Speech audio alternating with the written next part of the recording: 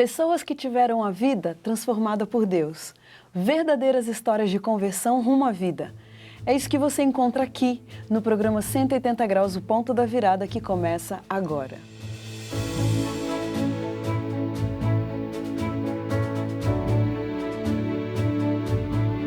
Quando sentimos o toque de Deus na vida, uma mudança acontece.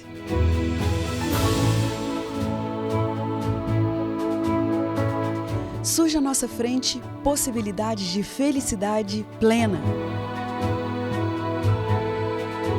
O toque de Deus restaura, renova, refaz.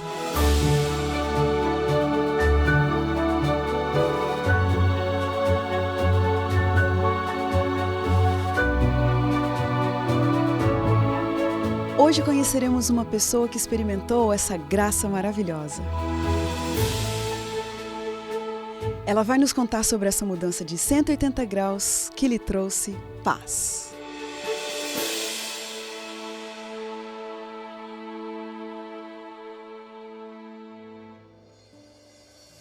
Lucas Igor de Lima Pereira nasceu em Cascavel, no Paraná, em uma família cristã que o educou dentro dos princípios da Palavra de Deus. Ainda bem criança, tinha o sonho de fazer teologia e dedicar sua vida a Deus. Mas uma série de turbulências, questionamentos e dúvidas acabaram postergando esse sonho. E como Deus é um pai muito paciente, insistiu e conseguiu convencê-lo de que não importa quão distante tenhamos ido, sempre é tempo de voltar e ter a vida transformada em 180 graus. Lucas, muito obrigada por ter aceito o nosso convite. É um prazer para a gente ter você aqui, viu? Eu que agradeço o convite, é um prazer também. Que boas lembranças, Lucas, você tem lá da sua infância em Cascavel? Olha, a minha infância lá em Cascavel foi uma infância assim que eu me lembro de viver muitos momentos na igreja, né? Eu passava bastante tempo na igreja, nas atividades, etc, né? Eu sou de uma família com 3 filhos, né? Eu sou o filho do meio, tenho 2 irmãs, uma mais velha e uma mais nova. E eram momentos muito alegres mesmo, muito felizes, né? Nós tínhamos uma família cristã que desde pequenininho já me ensinou o caminho do Senhor. Né? Que legal! Com que frequência, qual era o nível de envolvimento da sua família com a igreja? Olha, o nível de envolvimento era um envolvimento meio que completo, né? Eu me lembro assim que meus pais, nos finais de semana, davam muitos estudos bíblicos, muitas visitas missionárias durante a semana, e eu sempre fui envolvido nisso também, né? A gente acabava indo junto, participava, né? Então, o envolvimento com a igreja era um envolvimento completo. Durante toda a semana tinha as atividades da igreja, e no sábado era onde se centralizava todos os momentos fazendo o trabalho para Deus, né? E você, naquela fase assim de pré-adolescência, assim, você gostava desses envolvimentos? Você também sentia que aquilo era a sua vida? Como é que era o seu envolvimento ali? Eu acho interessante porque, assim, geralmente, as crianças que nascem dentro de um ambiente cristão, elas acabam, muitas vezes, vivendo com base na experiência dos pais, né? E vão na igreja porque os pais levam e tudo mais. Mas eu me lembro que, quando eu era novo já, no meu coração eu tinha o desejo de trabalhar para Deus, né? Eu via meus pais dando aqueles estudos bíblicos, trabalhando na obra do Senhor, e eu amava tudo aquilo, né? Eu me lembro que meus pais iam dar os estudos e eu estava junto lá e via aquela circunstância toda, via as pessoas sendo convertidas pela palavra de Deus. E eu me lembro também de uma decisão bem importante que eu tomei, né? Ainda pequeno, mas com 10 anos de idade, eu tomei a decisão que eu queria ser um pastor da Igreja Adventista. Olha só, mas que coisa impressionante, com 10 anos de idade você sonhava com o futuro. Sim. E pensava, né, quando eu crescer, e você pensava, quero ser um pastor. Exatamente, pensava mesmo e a minha vida dali por diante foi construída com esse sonho, né? Todos os momentos da minha vida sempre estava dentro da minha cabeça o desejo de, assim que eu terminasse os estudos no ensino médio, eu ingressasse na faculdade de teologia para me tornar um pastor. Então era o sonho da minha vida trabalhar na obra de Deus, né? Por que foi, Lucas, que quando você terminou o ensino médio, por que você não ingressou na faculdade de teologia? Quando eu estava no período de conclusão do ensino médio, mais ou menos com a idade de 18 anos, eu já estava, inclusive, planejando fazer teologia, né? Eu planejava estudar ou no NASP, uma universidade que tem em São Paulo, ou numa universidade que temos lá na Argentina, né? E nesse período que eu estava tomando essa decisão, ocorreu um problema na igreja onde eu frequentava, né? Muitas pessoas ali daquela igreja acabaram se desligando da igreja por discordarem de algumas doutrinas que até então a igreja prega. É mesmo? Né? Sim. E você estava ali naquele meio, sentindo tudo aquilo? Sim, exatamente. Como que você acabou se envolvendo com isso? Como foi? Então, na verdade, devido às próprias circunstâncias que a igreja estava passando, as pessoas que acabaram se envolvendo com esse movimento que saiu da igreja, que virou um movimento dissidente da igreja adventista, eram pessoas que eu conhecia, né? Então, querendo ou não, eu acabei tendo contato com essas pessoas. E esse contato que eu tive com elas me despertou o desejo de saber o motivo pelo qual essas pessoas saíram da igreja. Eram né? pessoas do seu convívio, né? Sim. Provavelmente você tivesse crescido ali junto com aquelas pessoas, Exatamente. talvez. E quando você teve a oportunidade de conversar com elas, o que acabou acontecendo? Eu ouvi os argumentos que eles tinham para sair da igreja, né? E os argumentos se centralizavam principalmente no que diz respeito à doutrina da Trindade, que é um dogma que a igreja adventista prega, né? E esse movimento, ele pregava contra essa doutrina, né? Contra a doutrina da Trindade. Exatamente. E quando você ouviu aquelas explicações ali, você achou que realmente tinha fundamento, que tinha lógica? Eu como um jovem, um adolescente, né, sem muita base teológica profunda, quando aqueles argumentos todos me foram apresentados, eu imaginei que aquilo era verdade, né? E quando aquilo foi me apresentado, eu levei um choque, porque através daqueles documentos que eles apresentavam, a argumentação toda, esse choque foi muito grande porque eu pensei que a igreja que eu tanto amava estava pregando algo que não era verdade. Ah, então quer dizer que a coisa ainda vai além. Porque além de você começar a acreditar no antitrinitarianismo, Sim. ainda por cima começa a achar que a igreja, né, onde você nasceu, que você frequentava e tudo, ainda por cima ensinava uma coisa errada. Sim, exatamente. Vê até onde vai a coisa, E né? a argumentação era mais ou menos a seguinte, de que em algum momento aí da história passada da igreja, a igreja se desviou do caminho, aceitou um dogma que não era bíblico, que é o dogma da Trindade, e por conta disso já não era mais possível que aqueles que quisessem viver a verdade permanecessem dentro da igreja adventista. Então, Lucas, só para eu entender direitinho, se não se acredita na Trindade, acredita-se em quê? Qual é o papel de Jesus Cristo, do Espírito Santo, de Deus? Sim. Como é que é? Isso é interessante, uma pergunta importante, né? Existem duas linhas de raciocínio dentro desse movimento. Uma que diz que o único Deus que existe é o Pai, que Jesus é um filho que foi gerado do Pai, e que ele é só filho, ele não é Deus, e o Espírito Santo é uma força que emana de Deus, uma força impessoal. E outra linha de pensamento que diz que o Pai é Deus, Jesus é Deus também, mas é filho gerado de Deus, e o Espírito Santo continua sendo essa força emanante de Deus, né? Entendi. Seria basicamente esse o pensamento. E você acabou seguindo que vertente dessas aí? Na verdade, eu acabei me envolvendo com as duas vertentes. Por um determinado período de tempo, eu me envolvi com essa vertente de que dizia que só o Pai era Deus e Jesus era só o Filho de Deus, não Deus, né? Mas depois de avaliar a Bíblia, estudar, eu cheguei à conclusão que aquilo não era correto e que Cristo era de fato Deus, né? Ai, ai, ai. Sim. Mas escuta, você tão novo, ali com quantos anos nessa época? Isso começou a partir dos 18 anos, A partir dos 18 anos. E levou um período Pensa de bem, 8 anos aí, né? Isso te consumiu 8 anos da vida. Sim. Mas eu quero saber o seguinte, até que ponto que você tomou esse lado? Porque você era membro da igreja adventista e agora estava se envolvendo com um grupo que acabou sendo dissidente. Isso. Até que ponto você se envolveu com eles? Você continuou adventista e tinha simpatia pelo que eles acreditavam? Como é que foi esse seu envolvimento? O meu envolvimento ele não foi algo assim superficial, foi um envolvimento profundo, né? Logo que eu conheci essa mensagem, eu fiquei durante um pouco de tempo ainda permanecendo como membro da igreja adventista, até que por conta das minhas convicções de fé eu deixei de frequentar a igreja adventista. Você deixou de Sim. frequentar a igreja querida do seu coração, Sim. dos seus pais. Eu não Exatamente. acredito. Eu fico imaginando, independente do motivo, não sei qual foi o envolvimento dos seus pais, mas eles ficaram chocados com isso? Ou eles também estavam junto com você? Como A é que foi? princípio ficaram chocados, né? Mas como as pessoas que estavam unidas a esse movimento eram pessoas que eram de influência na igreja até então, meus pais ficaram com dúvidas também a respeito do assunto, né? Então, só que nenhum deles se envolveu tanto quanto eu me envolvi, né? Quer dizer, de repente você deixou de ir à igreja aos sábados, Sim. começou a se afastar. Exatamente. Me desliguei por completo da igreja, e me uni a esse movimento, que também guarda o sábado, enfim, né? Escuta, esse se desligar por completo da igreja significa ter o seu nome retirado do livro da igreja? Eu tive meu nome retirado, foi feita uma votação na igreja, eu fui removido do hall de membros da igreja. Foi removido. Isso. Mas, Lucas do céu, isso não foi uma coisa dura para você na época? Como é que você Foi muito encarou? duro, é porque assim, na minha mente, aquilo que eu estava fazendo era a mais pura verdade, né?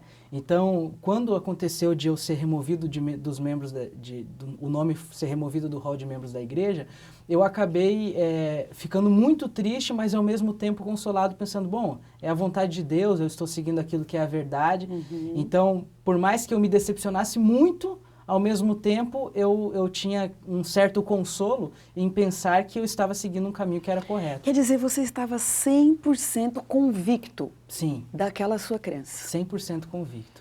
100% ficou 8 anos envolvido ali. E o que você fazia? Vocês se reuniam aos sábados, na casa das pessoas? Como é que era? No princípio, logo que eu me retirei da igreja, nós nos reunimos em casas, né? E aí como os grupos foram aumentando, as pessoas foram aumentando, nós começamos a ter igrejas mesmo, né? E esse movimento começou a crescer e aumentar e se espalhar por vários lugares diferentes. E nesse movimento, logo que eu me envolvi com esse movimento, eu conheci a família da minha esposa também, né? Que eram também pessoas que eram membros da Igreja Adventista e também haviam se retirado da Igreja Adventista. Olha. E aí acabei namorando, casando ali, né? E tanto minha esposa quanto eu tínhamos o desejo de trabalhar na obra de Deus. E nós entendemos que era a vontade de Deus que nós dedicássemos os nossos talentos para a divulgação dessa mensagem que esse movimento pregava. Gente, você começou a se envolver 100% ali, 100%. Começou a viver desse ministério? Comecei a viver. Inclusive, assim, logo depois de algum tempo que eu estava frequentando esse movimento, eu passei a ser obreiro bíblico desse movimento, trabalhando em tempo integral. Depois de algum tempo, eu fui ordenado ao ministério pastoral. Gente. E por 5 anos, eu pastoreei igrejas nesse movimento. Você foi um pastor desse movimento dissidente. E agora você está aqui na minha frente. Mas tem muita história aí no meio desse caminho, não tem? Tem muita Gente, história. porque se você me diz que você era 100% convicto ali, sabe, aquilo era uma verdade para você. Com certeza. Eu fico imaginando o que foi que aconteceu na sua cabeça, como é que você teve uma virada na sua história e depois voltou a ser um membro da Igreja Adventista. Que negócio louco foi esse? Na verdade, eu comecei, depois de alguns anos ali como pastor daquele movimento, eu comecei a ter algumas dúvidas na minha cabeça, assim, como se fosse o seguinte, quando eu ia dar o estudo bíblico para alguma pessoa, por exemplo, sobre o Espírito Santo, para mostrar que o Espírito Santo não era uma pessoa, para mostrar que a Trindade não era um dogma bíblico. Você dava estudos bíblicos Dava. dizendo assim, olha, o Espírito Santo não é Deus. Sim, dava. Inclusive, assim, a maioria das pessoas que nós trabalhávamos eram pessoas que nunca tinham envolvimento, nunca tiveram envolvimento com a Igreja Adventista nem nada, né? Mas essas pessoas conheciam a mensagem adventista através desse grupo que era uma vertente da Igreja Adventista, né? Entendi. E só que o que a gente pegava muito forte era essa questão, né? Tanto a questão do antitrinitarianismo, que é a não crença na Trindade, quanto também a questão de falar da importância da alimentação saudável, da preparação para a volta de Jesus. Então tinha esse ponto da Trindade e os outros aspectos que são aspectos importantes realmente da fé cristã, né? Uhum. E aí, durante esses estudos que eu dava para as pessoas, eu comecei a perceber que o estudo não fluía bem, assim. Eu percebi que eu estava usando muitos argumentos que foram ensinados para mim e pouco daquilo que estava escrito na palavra de Deus, né? É mesmo? Em algum momento você começou a perceber que tinha mais de conceitos de homens ali do que realmente de fundamento bíblico? Exatamente. Mas, como se fosse muita filosofia e pouco de substância bíblica mesmo, né? Mas não é impressionante isso? Porque os mesmos versos bíblicos e a mesma filosofia foi apresentada para você um dia e você acatou aquilo como uma pura verdade. Sim. E agora, de repente, você começa a achar que aquilo não é mais tão fundamentado assim. Verdade. E aí isso me incomodou e Deus trabalhou de tal forma que um colega meu que também era membro desse movimento, ele foi durante um tempo estudar fora do país e voltou. E ele voltou já com a cabeça transformada, assim, sabe? E ele me fez 2 perguntas na época que de certa forma, me chocaram porque eu não quis responder aquelas perguntas na hora, por não estar mais tão convicto daquilo, e que me fizeram pesquisar. Ele só fez 2 perguntas. As 2 perguntas eram assim: a primeira, você entende que realmente as pessoas devem sair da Igreja Adventista porque ela não prega mais a verdade? E aí eu fiquei em silêncio. E ele me fez a segunda pergunta. Você realmente acredita que o texto de Mateus 28:19, que fala do batismo em nome do Pai, do Filho e do Espírito Santo, não é um texto bíblico genuíno? E aí eu também fiquei em silêncio, porque essas eram duas coisas que esse grupo, esse movimento ensinava, né? E aí aquilo me despertou para que eu estudasse aqueles assuntos. E aí eu comecei uma pesquisa bem a fundo em cada um desses pontos. Quem que ficou sabendo desse seu questionamento nessa época? Alguém ficou sabendo ou você começou a pesquisar por conta? Como foi? Na verdade, ninguém ficou sabendo, né? Porque eu guardei aquilo para mim, como eu tinha responsabilidade sobre igrejas e etc. Eu guardei aquilo para mim, mas comecei a estudar e compartilhava algumas coisas com a minha esposa, né? À medida que eu ia chegando em alguma conclusão, eu ia compartilhando com ela. Ai, ai, ai, mas que caminho difícil esse que você estava entrando, hein, Lucas? Muito difícil. Ai, ai, ai. Quero saber, Lucas, o seguinte, qual foi o ponto da virada? O que te deu força? E daqui a pouquinho eu também quero perguntar sobre essa experiência com Deus, porque você sempre quis servir a causa de Deus, sua vida foi trilhada por isso, e agora você tem um choque desse, né? Um chacoalhão desse. Como é que foi? Que momento foi esse em que você realmente se decidiu a sair desse movimento? Certo. A primeira coisa é que, durante esses estudos que eu fui fazendo, eu comecei a pesquisar bem a fundo tudo aquilo que até então eu acreditava, né? A primeira coisa que eu descobri é que aquela argumentação de que a igreja adventista tinha se contaminado, que fazia parte de Babilônia, que as pessoas deveriam sair fora da igreja adventista, não era algo que tinha fundamento nem bíblico e nem nos escritos de uma pioneira da igreja adventista, Ellen White, né? E através disso eu percebi, já foi o primeiro choque para mim, porque eu li nesses escritos de Ellen White que ela dizia que as pessoas que ensinam que os outros devem sair da igreja adventista porque a igreja se contaminou, não estão sendo usadas pelo Espírito de Deus. Então, antes de concluir qualquer outra coisa a respeito da Trindade, eu cheguei à convicção de que eu não estava fazendo uma obra de Deus por estar pregando contra a igreja que Deus havia levantado. Então, esse foi o primeiro choque. E a minha esposa também, junto comigo, né, ali a gente tomou o primeiro choque. E disso eu decidi naquele período também fazer uma série de estudos sobre a série Conflito dos Séculos, da mesma autora Ellen White, para rever tudo aquilo que eu já havia lido e ver se de fato aquilo que eu acreditava tinha fundamento, né?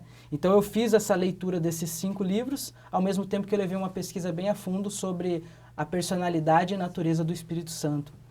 Depois de 1 ano fazendo esse estudo bem a fundo, eu cheguei à conclusão de que aquilo que eu estava pregando não era verdade. Minha nossa, olha isso, você chegou à conclusão de que a verdade que você tinha como absoluta Sim. Não era verdade. Exatamente. Foram semanas sem dormir, né, de lutas assim com Deus, porque era um período longo fora da igreja, eram 8 anos. É isso, né, que eu quero saber. As suas orações, a sua entrega com Deus. Teve alguma oração, algum momento em que selou a sua decisão e você falou, a partir de agora eu tenho que tomar um outro rumo para minha vida? Teve sim, teve um momento da decisão. Eu tomei a decisão primeiramente particular e depois compartilhei essa decisão com a minha esposa, né? A minha esposa até então estava um pouco receosa sobre tudo isso que eu estava estudando. E aí um dia eu peguei e chamei ela e falei assim, nós vamos orar e eu vou te mostrar o resultado do estudo da pesquisa que eu fiz. E depois de eu mostrar aquilo para ela, nós dois choramos, entendemos que nós estávamos errados. E ali nós tomamos a decisão de voltar atrás, né? Independentemente da distância de caminho que nós tivéssemos percorrido, nós sabíamos que era tempo de voltar e renunciar o erro que durante tanto tempo a gente tinha pregado. Mas é tão difícil fazer isso, né, Lucas? É difícil a gente voltar atrás para qualquer coisa na vida, até as coisinhas simples do dia a dia. Verdade. Imagina voltar atrás numa questão de filosofia, né? Você totalmente envolvido ali.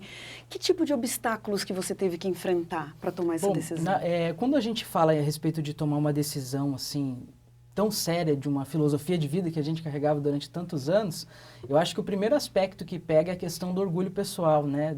De você realmente pensar que você tem que se humilhar, pedir perdão pelo aquilo que você fez de errado e voltar atrás, né? Reconhecer para as pessoas da comunidade da fé onde você frequenta, de que aquilo que você ensinou para elas não era verdadeiro. Então nós começamos a seguir esses passos, né? De avisar para essas pessoas, dar estudo para essas pessoas que frequentavam a igreja que eu pastoreava, sobre a questão da Trindade e mostrar para eles que, na verdade, aquilo era bíblico, né? E graças a Deus, essas pessoas ali, quase todas as pessoas que frequentavam a igreja que eu cuidava, estão hoje na igreja adventista. Olha só, como Deus foi bom. Sim. E você se lembra o que significou o seu rebatismo, né? Você voltou para a igreja. Como é que foi essa questão de voltar? Seria aceito pelos antigos irmãos, né? Como é que foi isso? Essa era uma outra dúvida muito grande que a gente tinha, né? Porque a gente imaginava que nós seríamos tratados com bastante preconceito por conta de todo o caminho que nós havíamos trilhado, né? E na época a gente também, eu e minha esposa decidimos com alguns amigos visitar o tio da minha esposa, que também era um dos líderes desse movimento, para nós apresentarmos o resultado do estudo que nós estávamos fazendo, né? O nome dele é Diniz. E a minha surpresa maior foi que quando eu cheguei na casa do Diniz, que tinha viajado o Brasil inteiro pregando isso, né? Depois de mostrarmos para eles os textos, nós descobrimos que, na verdade, o Espírito Santo já estava trabalhando na vida dele também com aqueles mesmos textos, né? E juntos ali a gente tomou a decisão de voltar, de vir para a igreja. Mas como, né? Surgia essa dúvida. Como conseguir voltar para a igreja depois de um tão longo período fora, né? Nosso sustento todo vinha daquela obra, enfim, nossa vida toda, nossos amigos, tudo estava envolvido naquele trabalho. Mas o nosso amor pela verdade foi maior do que qualquer coisa, né? E a gente ficou pensando, oramos a Deus, pedimos a direção de Deus sobre qual caminho trilhar, e foi justamente nessa época que o tio da minha esposa, o Diniz, se lembrou da amizade que ele tinha com o pastor Ranieri. Ranieri Salles, pastor lá do UNASP, né? E ele entrou em contato com o pastor Ranieri, e nós um dia fomos até o UNASP conversar com o pastor Ranieri e explicar toda essa reviravolta que estava acontecendo na nossa vida, né? Gente! E o pastor Ranieri, junto com o pastor Martini, diretor do Centro Universitário Adventista, do UNASP, eles nos orientaram, nos trataram com muito amor, demonstraram para nós o que é ser um pastor segundo o coração de Deus mesmo, né? Nós nos sentimos muito abraçados, muito bem recebidos pela igreja, né? Tanto no que diz respeito a esses pastores que foram a luz de Deus na nossa vida nesse momento de dificuldade, quanto também os membros das igrejas onde nós nos rebatizamos e voltamos. Olha, né?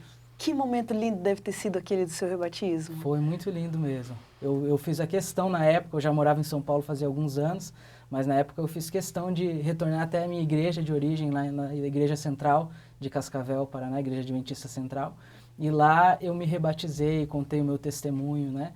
E foi algo muito lindo, assim. Gente, que história de fé, de coragem, que coisa linda, que testemunho maravilhoso. Sim. E o que você está fazendo da vida hoje, Lucas? O que eu acho mais interessante de tudo é a maneira como Deus conduz as coisas, né? Eu sei que John Bunyan escreveu aquele livro O Peregrino, né? Que o peregrino, muitas vezes ele se desviava do caminho, mas ele só encontrava problemas e bem no fim ele tinha que voltar para o caminho para que Deus cumprisse o propósito que Deus tinha na vida dele, né? E de certa forma eu vejo na história do peregrino um pouco da minha história também, né?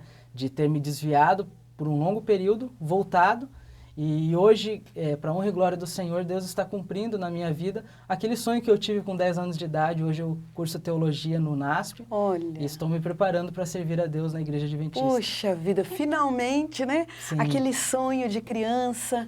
Quando você pensava lá com 10 anos que você um dia gostaria de ser pastor, você nunca imaginava por que caminhos você ia passar até, de fato, chegar a fazer o curso de teologia, hein, Lucas? Verdade, nunca imaginei. Muito bem, vamos lá para as nossas perguntinhas rapidinhas? Certo, vamos. Sabedoria.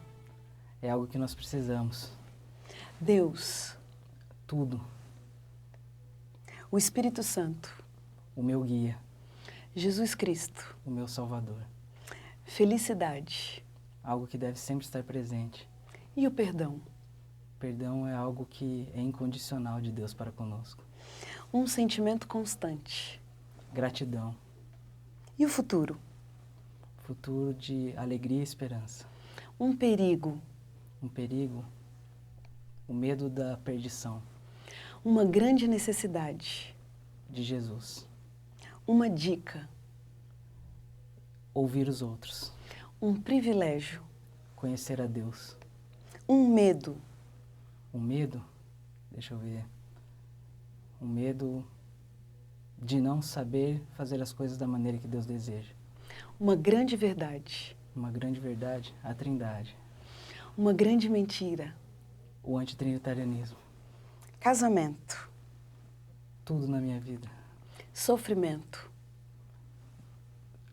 Sofrimento, tristeza, angústia. Um mistério. Mistério, a Trindade. Todos nós, olhando para trás na vida, a gente tem aquelas pessoas, né, por quem a gente guarda uma imensa gratidão, a quem a gente gostaria, né, de reconhecer tudo que fizeram por nós. Seu abraço especial de hoje vai para quem, Lucas? Meu abraço especial vai, em primeiro lugar, para os meus pais e, em segundo lugar, para o pastor Ranieri, pelo apoio que ele nos deu. Que legal. Qual é o versículo bíblico que te acompanha e te dá força? O versículo bíblico que me acompanha durante essa minha história de retorno para a igreja é o Filipenses 3,13, né? Que uma coisa faço, esquecendo-me das coisas que para trás ficam e olhando para as que estão diante de mim, eu sigo para o alvo. Que lindo esse verso, né? Muito lindo. Fala um pouquinho o que esse verso significa para você, Lucas. Para mim, esse verso ele descreve a história da minha vida, né? Porque eu acho que Paulo, quando ele escreveu o verso, era na realidade algo que ele vivenciou também, né? Durante algum tempo perseguindo a igreja de Deus e depois entendendo que o caminho que ele estava seguindo era um caminho equivocado. E para mim seria basicamente a mesma coisa, né? Eu, durante um período, fiz coisas que eu achava que eram corretas, mas não eram. E hoje eu entendo que aquilo era errado e para que eu possa viver tranquilamente hoje eu preciso esquecer aquilo que eu passei e olhar para aquilo que eu posso fazer daqui por diante. Que lição maravilhosa. Olha, Lucas, agradeço muito a Deus, louvo a Deus pelo seu testemunho, pela sua sinceridade, pela sua fé. Que isso continue sendo uma marca sempre presente no seu ministério. Amém. Que Deus abençoe você e sua família também. Amém. Obrigada. Muito obrigado. E a gente termina aqui o programa 180 Graus, o ponto da virada de hoje, feliz por esse testemunho tão lindo. E como diz o texto bíblico, era preciso que nos regozijássemos e nos alegrássemos, porque esse teu irmão estava morto e reviveu, estava perdido e foi achado. Muito obrigada pela sua companhia de sempre, um abraço para você e a gente se vê no próximo programa.